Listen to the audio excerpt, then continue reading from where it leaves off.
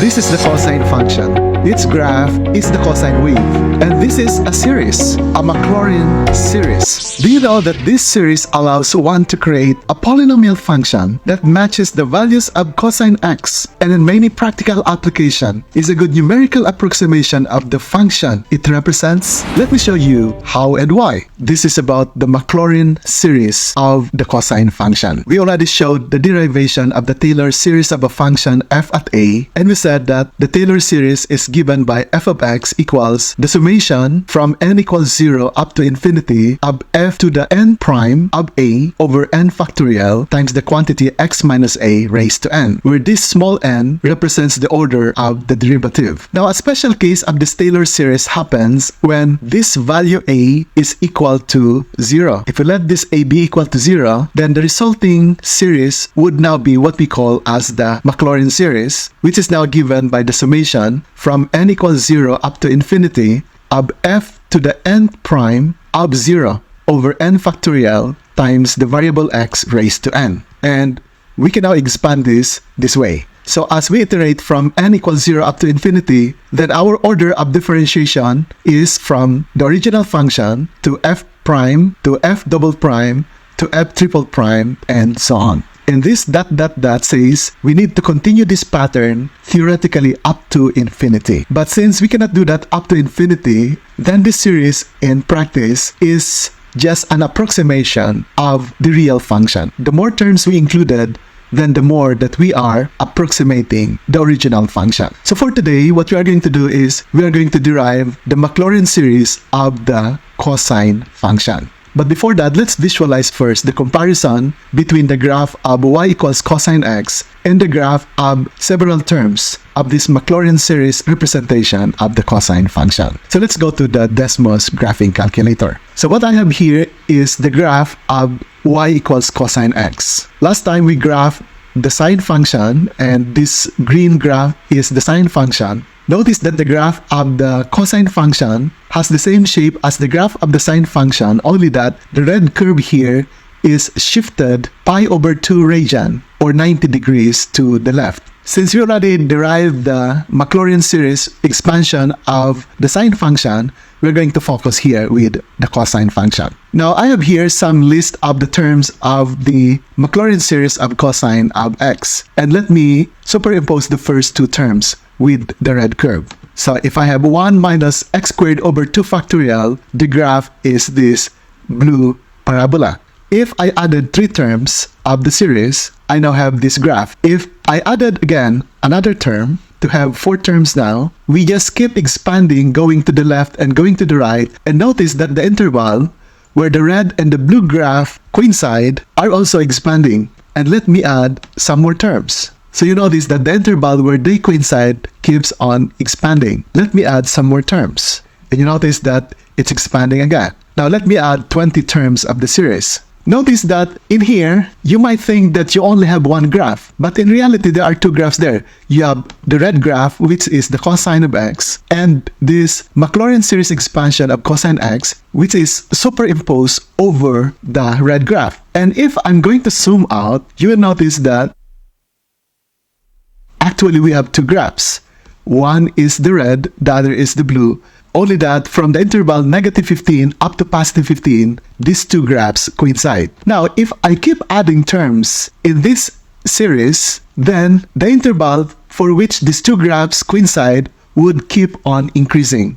And if we can add infinite numbers of terms in this series, then this blue and the red graph would become just one graph. That's the beauty of this Maclaurin series expansion of the function. We can approximate the function by writing series. And the beauty of this is that this Maclaurin series expansion lends itself better to numerical computation. Calculators and computers are programmed to compute the value of some trigonometric functions by programming the Maclaurin series up to a certain degree of accuracy. And the reason also why we are doing this lesson is because once we have this Maclaurin series for the sine function, for the cosine function, and for the natural exponential function, then we'll be able to derive the Euler identity and the Euler formula, which are very, very important in our study of complex analysis. So let's get back to the derivation part. So from here, we need the value of f of 0, f prime of 0, f double prime of 0, and so on. So what is our f of x? Our f of x is cosine of x, because this is the function that we would like to derive the Maclaurin series expansion. We need f of 0. So what is f of 0? F of 0 is cosine of 0. And in order to know what's the cosine of 0, we can go back to the unit circle. And the angle 0 is at this location. And at this point, the x-coordinate is 1, the y-coordinate is 0, because this is a unit circle. And the x-coordinate is the cosine of the angle, and the y-coordinate is the sine of the angle. So if our angle is 0, then the x-coordinate is 1, so that means cosine of 0 is positive 1. The first derivative of cosine is negative sine. So we have here negative sine evaluated at 0, because the first derivative of cosine of x is negative sine of x, and we want to get f prime of 0, so we need to get negative sine of 0. At negative sine of 0, the sign here is 0. It's neither positive nor negative, so in effect, this negative sign has no effect. So we have 0. Next, we need to get f double prime of 0. We need to get the derivative of negative sine x. So what's the derivative of sine x? It's cosine x. But there's a negative sign here, and we are going to evaluate at 0. So cosine of 0 again is 1, and then copy this negative sign, you have negative 1. And then continue to f triple prime of 0. So we need to get the derivative again of cosine of x, which is negative sine x. But since you have a negative sign here, we have negative times negative equals positive sine, evaluated at x equals 0. So this part here is again equal to 0. Then the fourth derivative of 0 would be the derivative again here. And what's the derivative of sine of x? It's cosine of x, and then evaluate at 0. And again, this is equal to 1. Notice that the cycle repeats every 4 terms. You have 1, 0, negative 1, 0, and then you have 1, 0, negative 1, 0 again. So using now the Maclaurin series expansion formula, and using now these values for f of x, f prime of x, f double prime of x, and so on, we now have this result. We copy f of 0. F of 0 is 1, so we have 1 over 0 factorial x to the 0 plus f prime of 0. F prime of 0 is 0 over 1 factorial x to the first, f double prime of 0, which is negative 1, over 2 factorial x to the second, plus f triple prime of 0, which is also 0, over 3 factorial x to the third, plus f fourth prime of 0, which is 1, over 4 factorial x to the fourth, and so on. Let's put that here. So 0 factorial is by definition equal to 1. So this is 1 over 1. And any number raised to 0 is 1. So this part here is 1.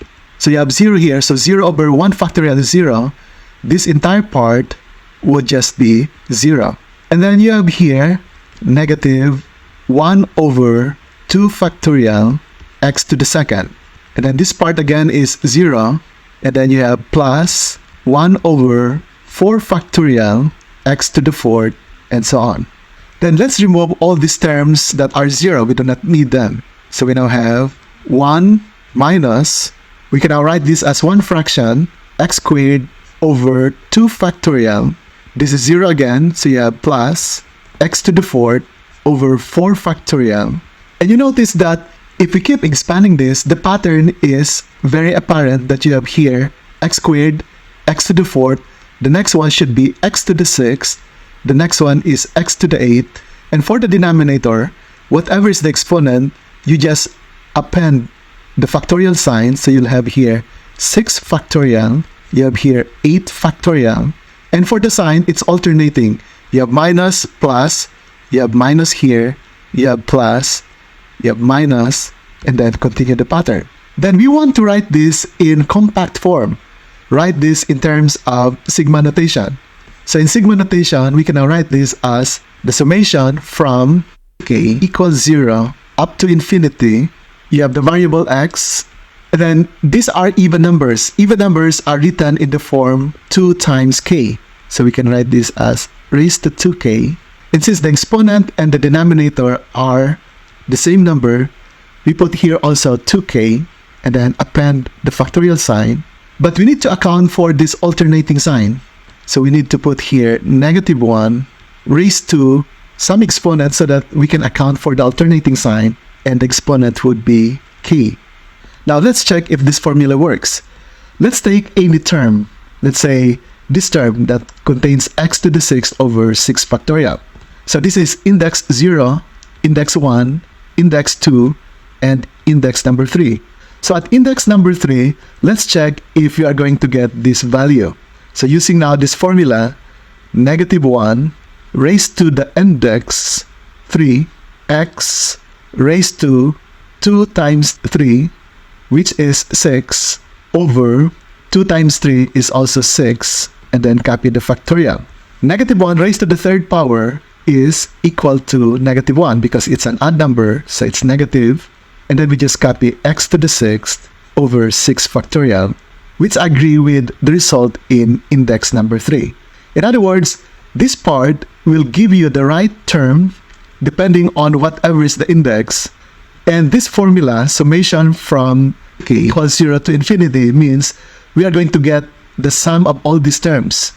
And the sum of the terms is the one that represents the graph that we superimpose with the graph of the cosine function that we showed in the first part of this video.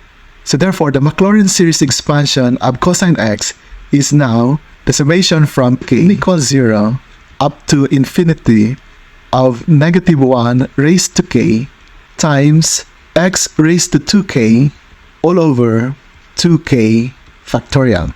So this is now our answer to that math problem of the day.